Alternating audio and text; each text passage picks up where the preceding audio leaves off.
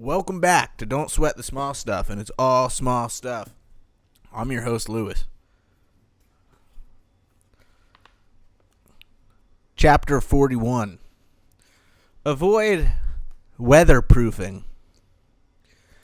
The idea of weatherproofing as it pertains to peaceful living is a metaphor to explain one of our most neurotic, ungrateful tendencies. It comes from a friend of mine, Dr. George Pransky.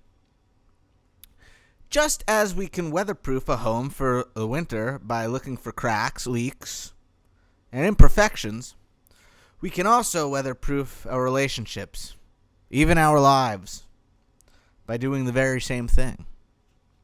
Essentially, weatherproofing means that you are on the careful lookout for what needs to be fixed or repaired.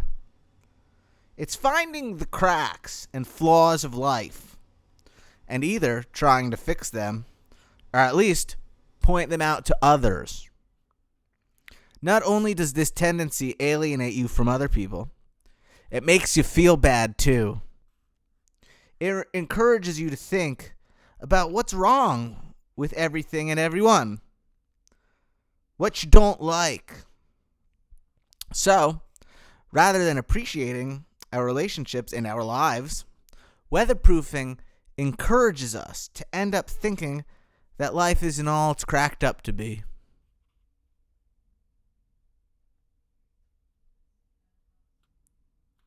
Nothing is ever good enough the way that it is. In our relationships, weatherproofing typically plays itself out like this. You meet someone, and all is well. You're attracted to his or her appearance, personality, intellect, sense of humor, or some combination of these traits.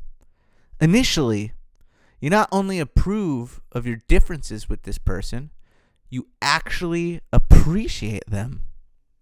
You might even be attracted to this person in part because of how different you are. You have different opinions, preferences, tastes, and priorities. After a while, however, you begin to notice little quirks about your new partner or friend, teacher, whatever, that you feel could be improved upon. You bring it to their attention. You might say, you sure have a tendency to be late, or I've noticed you don't read very much. The point is, you begin what inevitably turns into a way of life, looking for and thinking about what you don't like about someone or something that isn't quite right. Obviously, an occasional comment, constructive criticism, or helpful guidance isn't going to cause alarm. I have to say, however, that in the course of working with hundreds of couples over the years, I've met very few people who didn't feel that they were weatherproofed at times by their partner. Occasional harmless comments have an insidious tendency to become a way of looking at life. When you are weatherproofing another human being, it says nothing about them, but it does define you as someone who needs to be critical.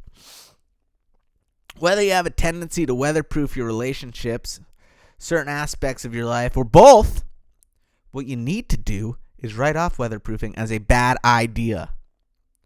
As the habit creeps into your thinking, catch yourself and seal your lips. The less often you weatherproof your partner or your friends, the more you'll notice how super your life really is.